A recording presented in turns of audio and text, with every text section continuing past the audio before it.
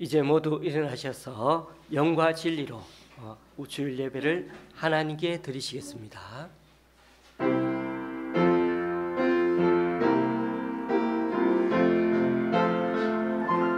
찬양하라 내 영혼아, 찬양하라 내 영혼아, 내 속에 있는 것들아 다 찬양하라. 경배하라 경배하라 내 영혼아, 경배하라 내 영혼아, 내 속에 있는 것들아 다 경배하라. 감사하라 감사하라 내 영혼아, 감사하라 내 영혼아, 내 속에 있는 것들아 다 감사하라.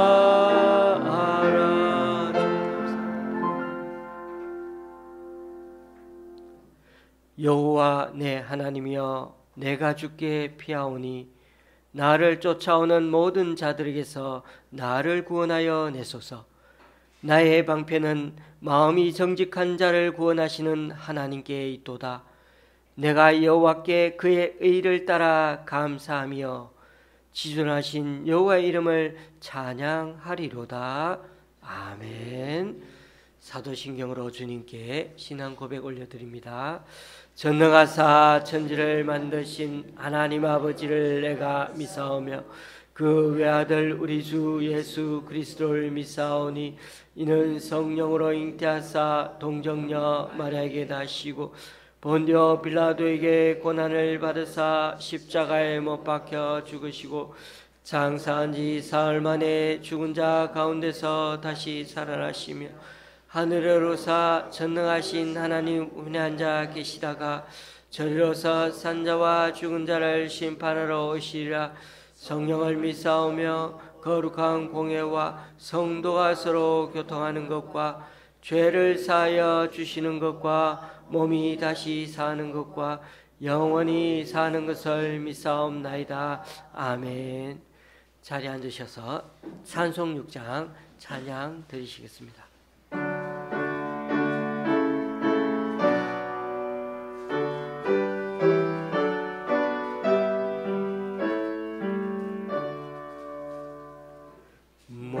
목소리 높여서 주 찬양하여라. 영광과 권세와 존귀와 위엄을 오늘이 다스리시는 만왕의 왕께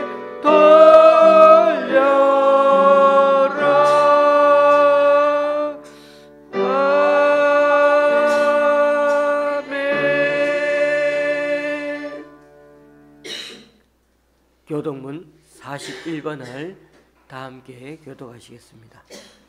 교독문 41번입니다.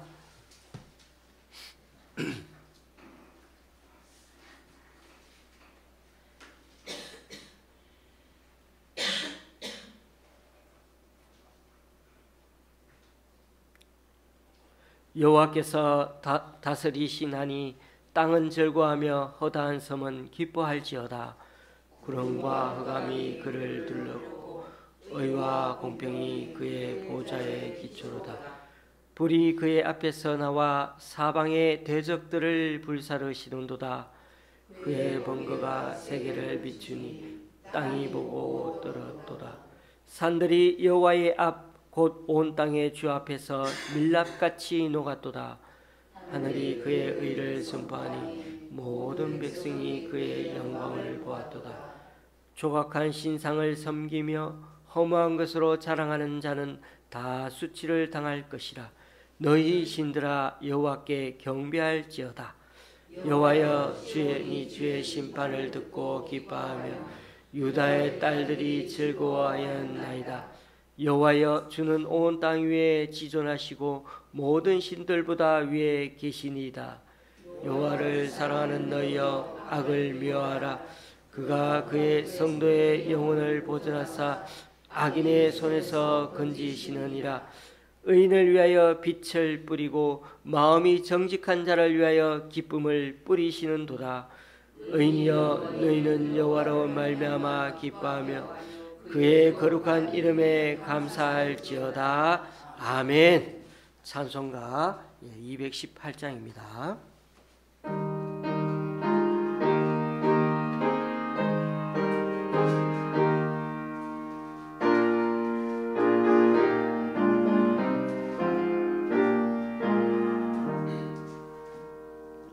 내 마음과 정성을 다하여서 주 너의 하나님을 사랑하라. 내 몸을 아끼고 사랑하듯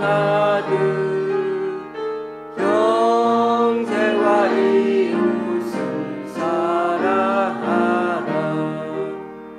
주께서 우리에게 명하시니 그 명령 따라서 살아가리. 널 미워 해치는 원수라도 언제나 너 그렇게 사랑하라.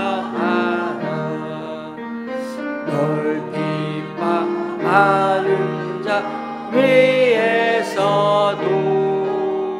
신실한 마음으로 복을 빌라.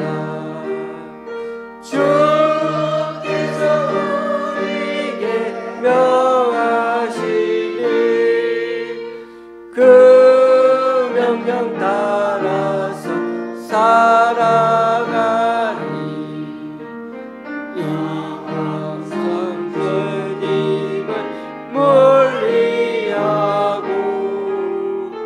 형제를 사랑하지 못하였다. 이러한 죄인을 사랑하사 주께서 몸부려 부으셨다. 속죄의 큰 사랑 받으리모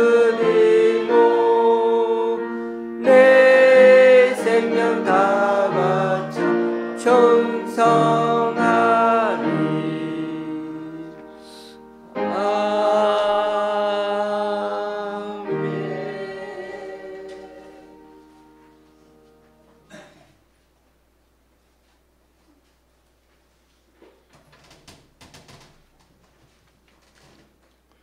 사랑하시는 주님, 은혜와 사랑을 감사합니다. 허물과 죄로 죽을 수밖에 없는 우리를 이처럼 사랑하셔서 구원의 은총을 베풀어 주시고 때를 따라 돕는 은혜 가운데 여기까지 인도하심을 감사합니다. 저희들은 주의 자녀로 말씀에 순복하고 지키고 행하는 믿음으로 살아야 할 텐데 그러한 삶을 살지 못한 죄를 용서하여 주시옵소서. 또한 하나님의 말씀 안에서 하나님의 예비하신 축복을 받아 누리며 살아야 될 터인데 아버지 하나님께서 저희들을 그렇게 인도해 주시기를 원합니다. 지금까지 우리를 강건케 하시고 보호하심을 감사합니다. 이제부터는 날마다 하나님의 말씀을 묵상하면서 깨닫게 하시고 깨닫는 말씀을 지키고 행함으로 하나님을 기쁘시게 하는 삶을 사는 자 되게 인도하소서. 거룩하고 자비로우신 하나님 아버지, 아버지의 말씀을 사모하라고 하시고 사모하는 말씀을 깊이 묵상해서 하나님의 뜻을 깨달아 알게 하시며 깨닫는 붙잡는 말씀에 온전히 순종하는 믿음의 삶을 사는 자 되게 인도하소서. 우리는 연약해서 쓰러지고 넘어질 때가 많사오니 그때마다 성령님의 인도하심을 받아 하나님을 기쁘시게 하는 삶을 사는 자 되게 인도하소서. 오늘도 연약한 저희들이 하나님 앞에 나와서 한 주간 잘못 산 것을 회개하며 자복하고 하나님께 예배하오니 긍휼을 베풀어 주시옵소서. 또한 단위에 세우신 목사님께 성령께서 강권적으로 역사하셔서 말씀에 큰 은혜가 되게 하시며 그 말씀을 마음으로 받게 인도하소서. 우리를 죄 가운데서 구원의 은총을 베풀으신 예수 그리스도 이름으로 기도드립니다. 아멘.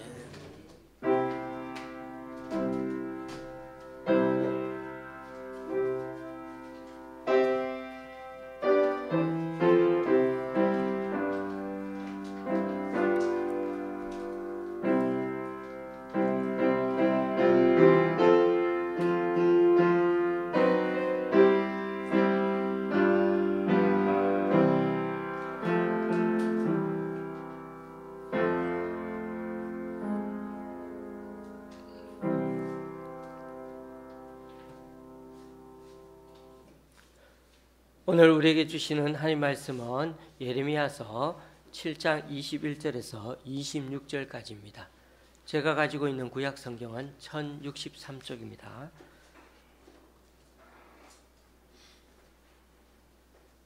예레미야서 7장 21절에서 26절까지입니다.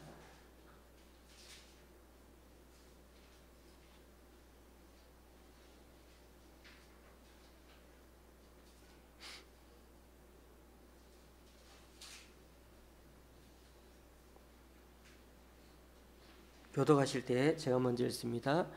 만군의 여호와 이스라엘의 하나님께서 이와 같이 말씀하시되 너희 희생 제물과 번제물의 고기를 아울러 먹으라.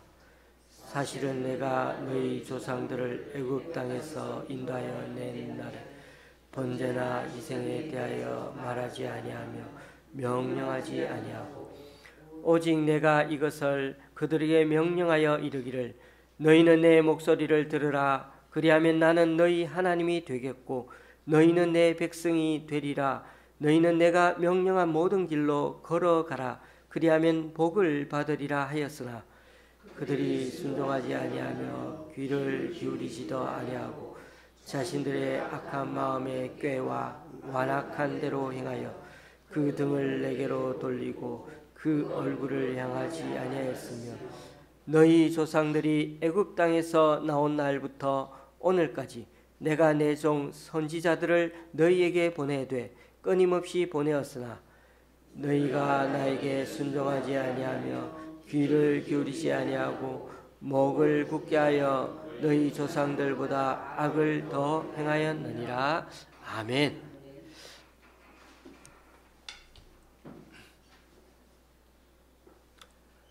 예레미야 선지자는 유다 백성에게 빨리 하나님께 돌아오라는 말씀을 계속 전하기 위해 온갖 방법을 다 동원했습니다.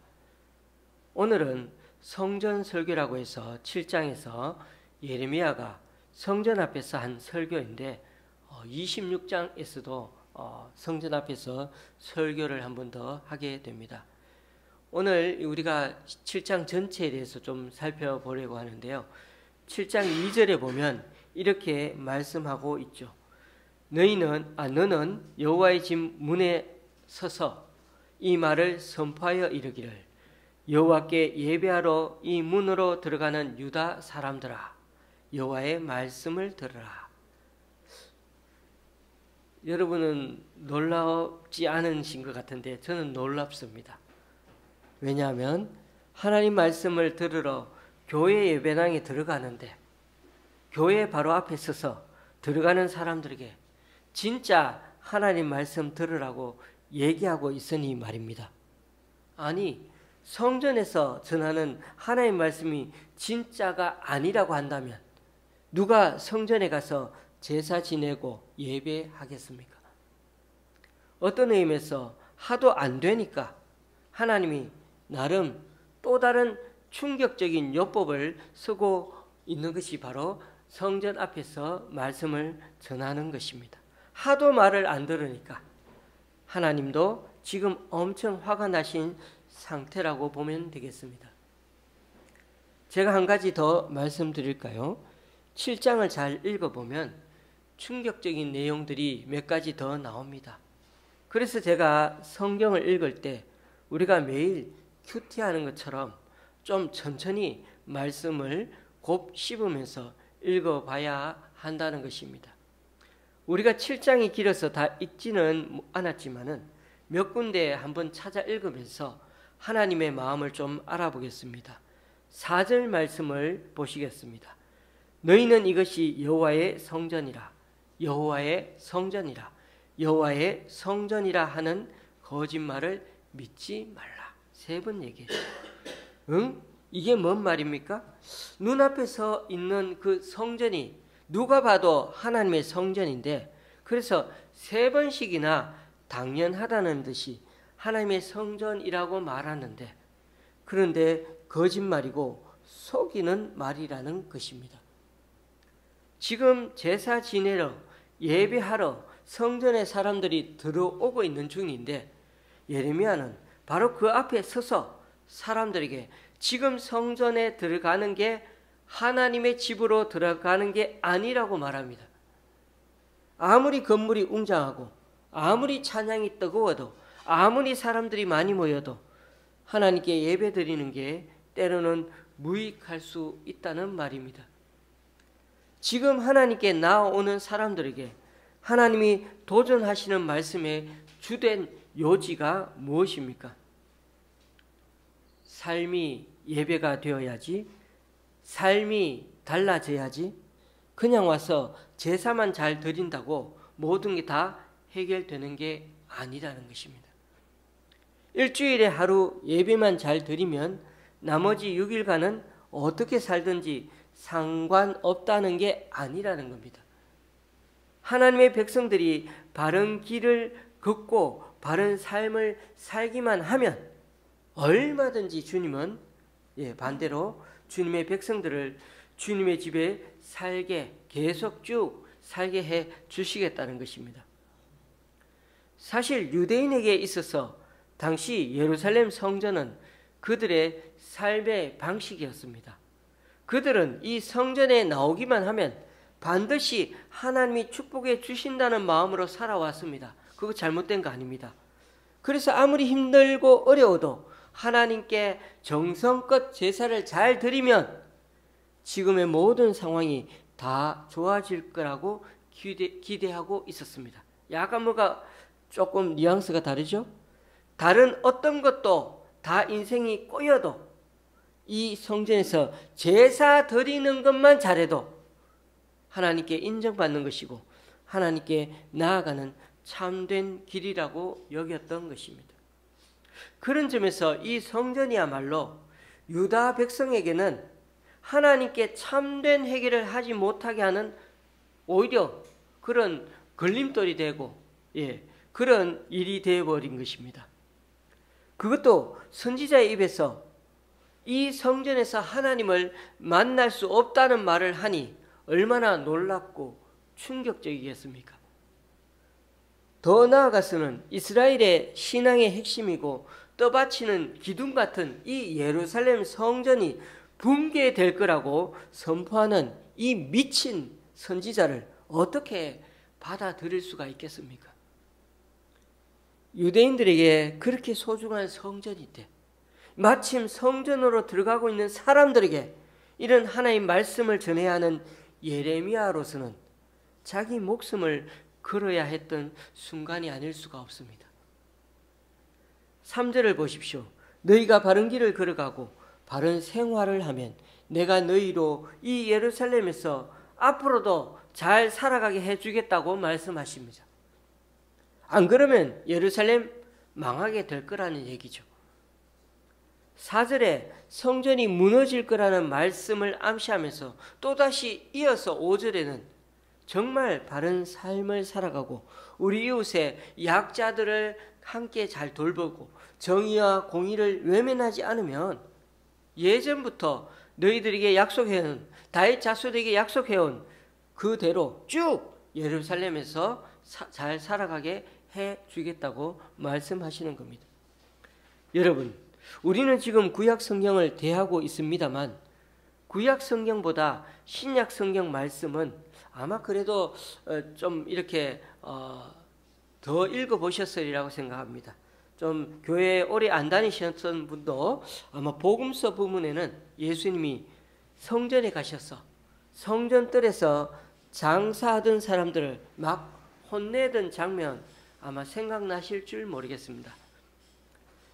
소와 양과 비둘기 파는 사람들을 다 내쫓아버리고 돈 바꿔주는 사람들의 돈을 다 쏟아버리고 또 깔아두었던 상들, 장사 상들을 다 둘러 엎으시는 장면 말입니다.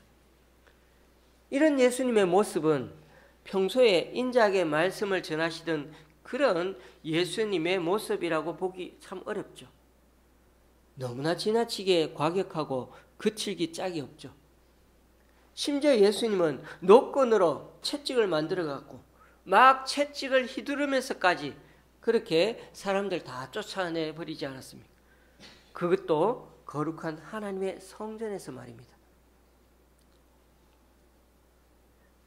이 장면이 지금 이 예레미야 사건 이후에 600년 이후에 일어난 사건입니다.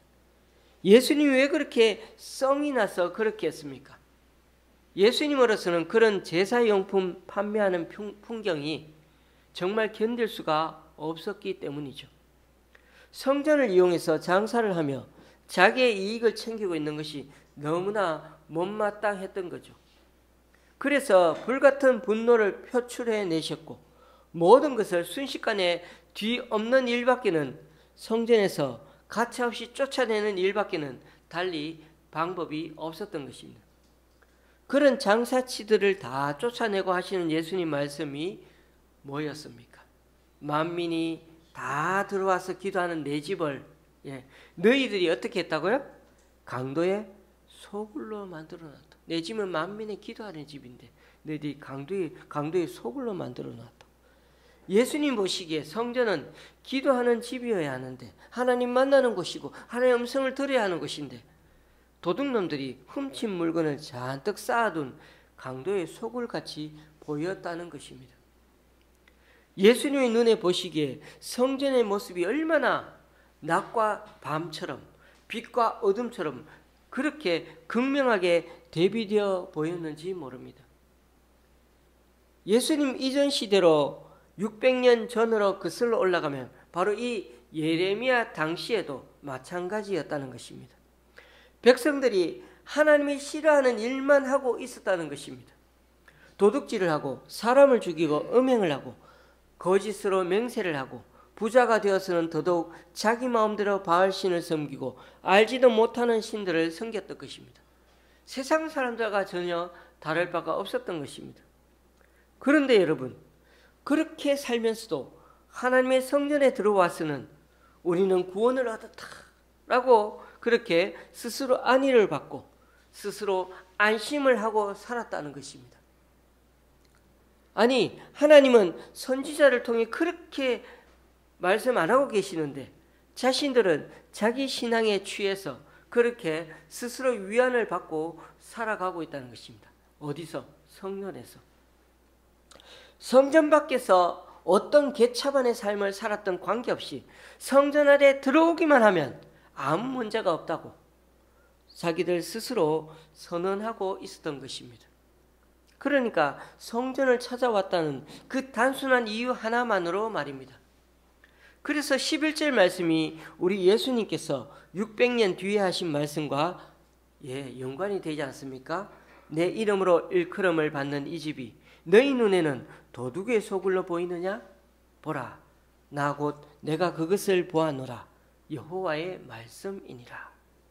선지자 예레미야를 통해 하신 그 말씀이 하나님이 하신 말씀이 600년 뒤에 성전을 직접 찾아온 성자 하나님이신 예수님 말씀과 똑같습니다. 너희들이 성전을 범죄자 소굴로 만들어 놓았다는 겁니다. 하나님을 예배하는 곳으로 구별된 이 성전을 강도의 소굴로 만들다니 내가 지금 눈앞에서 똑똑히 그 만행을 보고 있다고 하십니다. 제가 두 가지만 더 말씀드리고 마치려고 합니다. 16절을 보십시오. 하나님이 더 이상 이 백성들을 대신해서 기도하지 말라고. 예레미야, 너는 이 백성들 위해 기도하지 말라고. 이제는 기도한다고 시간 낭비할 필요도 없다는 것입니다. 내게 와서 더는 이 백성들을 위해 울고불고 떼를 쓰지도 말라고 하십니다. 그만큼 백성들의 모습에 질렸다는 것입니다. 무엇으로 하여금 하나님이 백성들의 행동에 질리게 했을까요? 왜 이렇게 하나님의 태도가 단호하게 되었을까요? 정말 비집고 들어갈 틈이 없을 정도로 너무나 냉정하게 하나님이 마음문을 굳게 닫고 계시는 걸까요? 백성들을 위해 기도하는 게 왜 시간 낭비가 되는 걸까요? 17절부터 차분히 읽어 내려가시면 그럴 만한 이유가 있습니다. 백성들의 모습이 나오죠. 자식들은 땔감을 주우러 가고 아버지들은 열심히 군불을 때우고 있습니다. 어머니들은 무슨 음식을 만든다고 가루로 반죽을 하고 있습니다. 이런 일이 무슨 잘못된 일입니까? 아주 평범하고 단란한 가정의 일상처럼 보이지 않습니까? 행복한 가정처럼. 하지만 그렇지가 않습니다. 그 모든 일들은 하늘의 여왕을 위해 하는 것이기 때문입니다. 여기서 하늘의 여왕은 그 당시 중동 지역에서 섬기던 여신 아스다롯을 가리키는 말로 그가 풍요를 가져다 준다고 믿었습니다. 풍요의 신이었죠. 그 여신에게 바칠 과자를 만들기 위해서 다들 자식들과 아버지, 어머니가 모두 한 가족이 나서서 같이 그렇게 힘을 모아 예쁜 과자, 맛있는 과자 정성껏 만들고 있는 겁니다. 그들이 하는 일은 마땅해 보이고 행복해 보이지만은 그러나 정작 하나님께는 기도조차 받으실 수가 없는 너무나 역겨운 일을 지금 이 이스라엘 가정들이 하고 있다는 것입니다. 아니, 하나님의 백성들이라는 자들이 삶에서 풍요를 얻으려고 더 행복해지고 더 부자가 되고 싶다고 하면서 하나님 대신 하늘 여왕, 다른 여신을 섬기고 있으니 그들을 위해 드리고 있는 이 기도를 하나님이 받으실 수가 있겠습니까? 그렇습니다, 교우님들. 하나님은 우리가 기도하면 들으시겠다고 하셨습니다. 하지만 모든 기도를 들으시는 것은 아닙니다.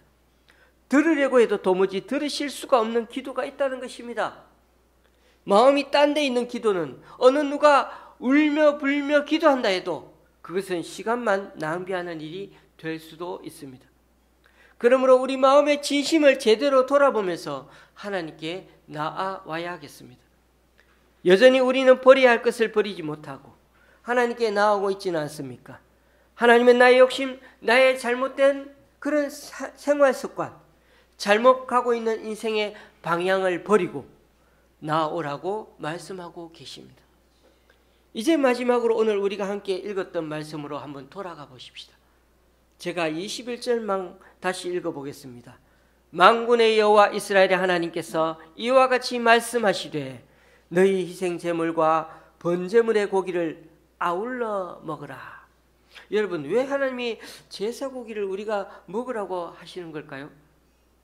아울러 먹으라는 말씀은 번제물로 바친 고기와 희생제물로 바친 고기를 그냥 섞어서 먹어도 된다는 말일까요? 원래 번제는 모든 고기를 다 태워서 바치는 제사 아닙니까? 남김없이. 그런데 하나님이 이것도 허락할 거니까 너희들 생각해서 이제 다 태우지 말고 너희들이 고기도 다 이제 나눠 먹으라고 이런 말씀을 하신 걸까요? 아닙니다. 절대 아닙니다. 이제 제사 안 드려도 되니까 너희들이나 실컷 배부르게 먹으라는 겁니다. 좀 저속한 표현으로 하자면 너희들이나 실컷 쳐 먹으라는 겁니다. 아울러 먹으라는 게 쳐 먹으라는 겁니다. 이런 말 들으면 오히려 겁나지 않습니까? 우리가 누구와 다투었습니다. 그러다 밥 먹다가 확 나가면 막 붙잡지 않습니까? 밥은 먹고 가라고. 그러면 하는 말이 너나 많이 먹으라고. 지금 우리 하나님이 이 백성들에게 단단히 화가 나셔서는 나는 너희들 제사 이제는 못 받겠다는 겁니다. 너희들이나 이 고기 많이 실컷 쳐 먹으라고 하십니다. 22절부터 하나님이 진짜 원하는 게 뭔지 다시 한번 말씀해 주십니다. 너희들은 고기를 바치는 것으로 하나님께 해야 할 도리를 다 했다고 생각하는데 큰 오산이다. 주어진 의무를 다 했다고 생각하고는 제일 중요한 하나님의 목소리를 듣지는 않는구나 하는 것입니다. 그런 점에서 예배는 하나님께 마음을 바치는 시간입니다. 하나님의 목소리에 귀를 기울이는 시간입니다. 예배를 드렸다는 그 행위 자체가 곧 하나님께 마음을 다 드렸다는 것을 증명해 주는 것은 아닙니다. 오늘 저의 설교를 들었다는 것이 곧 하나님의 목소리를 듣는 것을 보증해 주는 것도 아닙니다. 교우님들, 예배를 드리면서도 얼마든지 우리의 마음을 딴 데 둘 수 있지 않습니까? 설교를 들으면서도 얼마든지 말씀과는 상관없는 길을 갈 수가 있습니다. 그러므로 예배 드리고 설교 들었다고 안심하지 말고 진심을 기울여 하나님의 목소리를 들으러 가는 그 마음 자세가 참 중요합니다. 그런 점에서 하나님은 우리에게 좀 과격하게 이렇게 말씀하고 있는지도 모릅니다. 너희가 예배를 드렸다는 이유로 내 목소리를 듣지 않고 네 멋대로 살 바에야 차라리 그럴 거면 예배 드리는 대신에 등산이나 가고 낚시나 해라. 여행을 가든 골프나 쳐라고 말입니다. 하나님은 우리가 예배 따로 순종 따로 이렇게 살려고 하지 말라고 하십니다. 예배가 삶이 되라고 하십니다. 여러분, 신앙 따로 회사 생활, 가정 생활 따로가 아니라는 것입니다.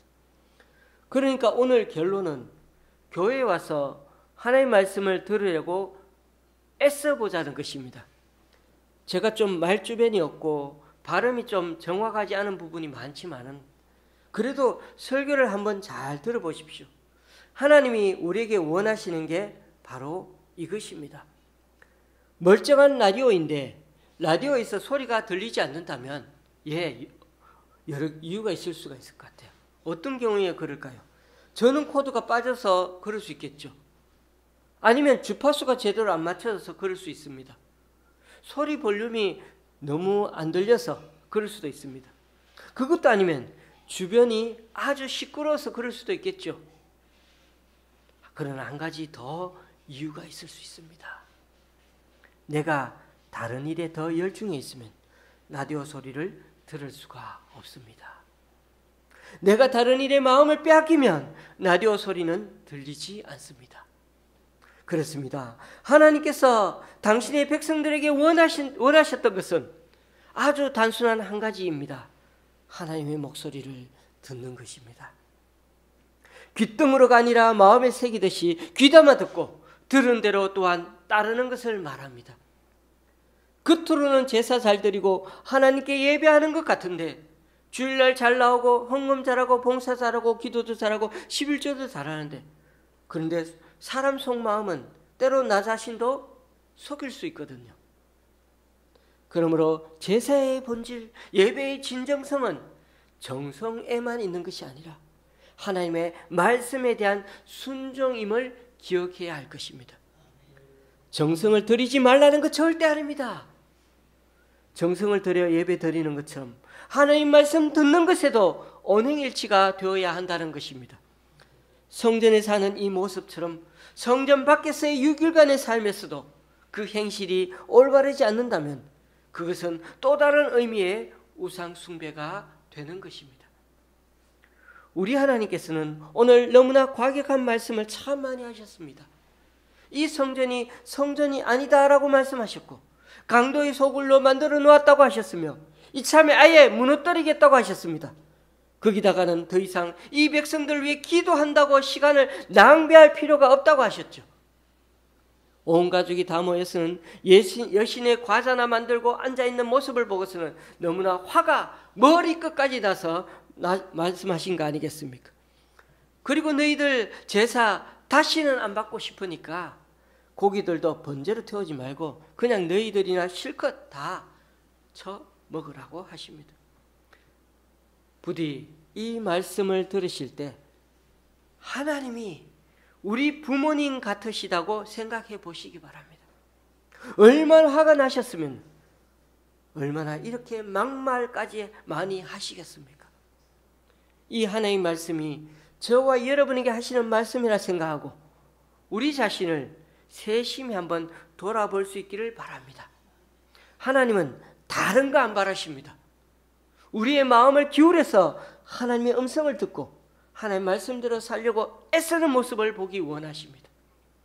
우리들 삶의 행실을 바르게 하려고 애쓰면 뭔가 우리에게 부족하고 모자란다 해도 하나님은 반드시 도와주시고 채워주실 것입니다. 우리 부모님 같으신 하나님이 오늘도 우리를 포기하지 않고 부르시고 말씀하실 때 다시금 용기 내어 새 출발하는 저와 여러분의 한 주간이 되시기를 주님의 이름으로 간절히 축원합니다. 기도하시겠습니다. 참 좋으신 하나님, 오늘도 주님을 만나러 이곳에 왔습니다. 친구 따라 이곳에 왔습니다. 사람들이 좋아 이곳에 왔습니다. 목사라서 권사라서 집사라서 이곳에 왔습니다. 무슨 이유로 이곳에 왔든 예배하면서 또 함께 밥을 먹고 교제하면서 우리 각자에게 해주시는 하나님 목소리 꼭 듣고 돌아가는 이 시간 되게 하여 주옵소서. 그래서 그 주님이 우리를 실망시키지 않으시고 우리 인생 책임져 주심을 믿고 지금부터 다시 잘 살아보려고 힘과 용기를 얻고 돌아가는 이 시간 되게 하여 주옵소서. 예수님의 이름으로 기도드리옵나이다. 아멘. 찬송가 206장입니다.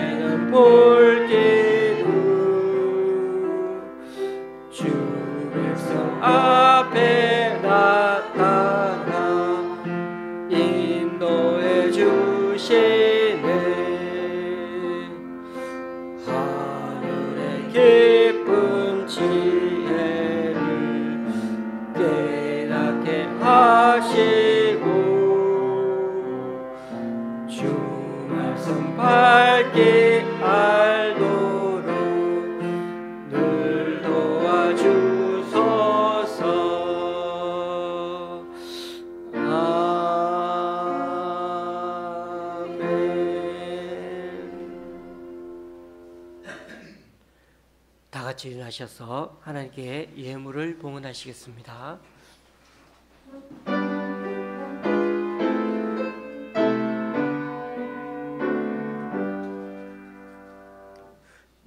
나의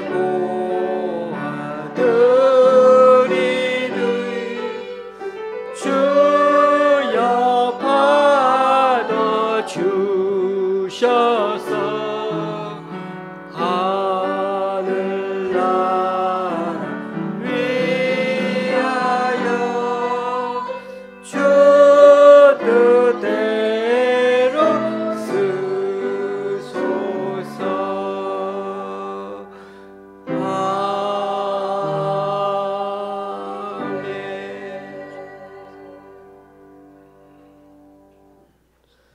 주님, 오늘 이 시간 주님 앞에 나와 각자 여러 모양으로 드린 헌금들 기뻐 받아 주시고 쓰이는 곳마다 귀한 결실 맺을 수 있도록 크신 은총으로 덧입혀 주옵소서.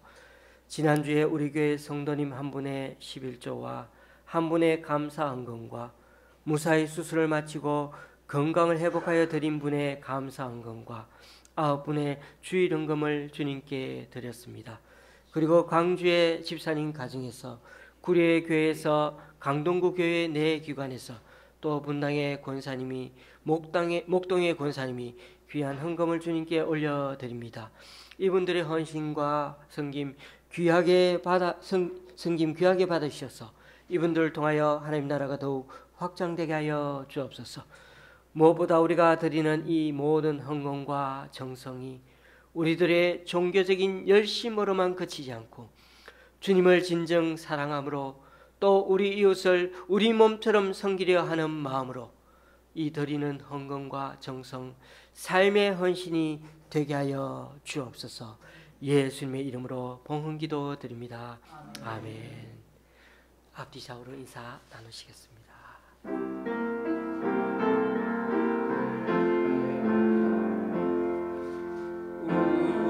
우리에게 향하신 여호와의 인자하심이 크고 크도다 크시도다 크고 크도다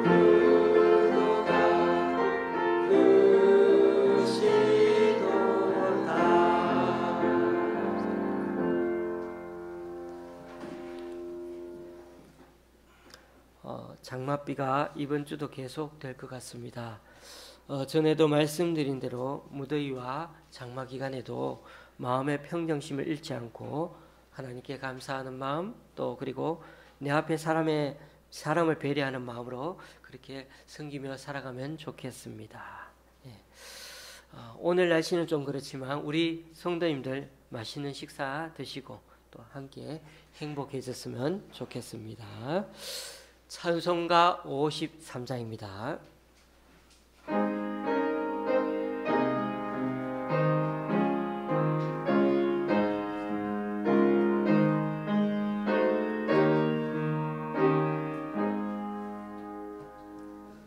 성전을 떠나가기 전 머리를 숙일 때 주께서 함께 계시고 복 내려 주소서. 집으로 돌아가는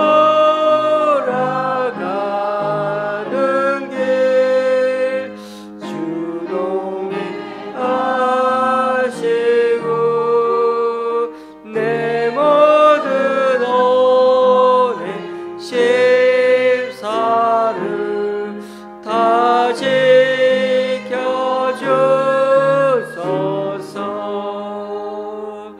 거룩한 날이 다가고 저녁이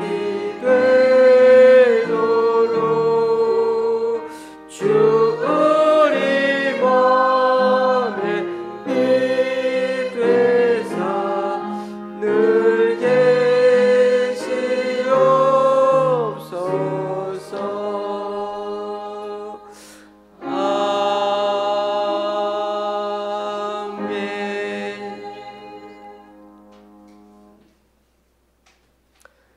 우리 주 예수 그리스도의 은혜와 하나님 아버지의 크신 사랑과 성령님의 교통 교제케 하심이 우리가 여기 와서 드리는 이 예배가 마음을 담아 드리는 정성이 되고 하나님께 귀 기울이는 시간이 되어서 단 한 말씀이라도 꼭 듣고 돌아가므로 우리의 영과 마음이 고침받고 우리 생활에 변화가 일어나 이 한 주간도 정말 새롭게 우리 인생을 주님과 함께 새 출발하기 원하는 여기 모인 우리 좋은 시학교의 성도님들과 그 가정 위에, 또 각자 여러 사정으로 교회에 나오지 못하는 성도님 위에 이제로부터 영원히 함께 하시기를 간절히 축원하옵나이다.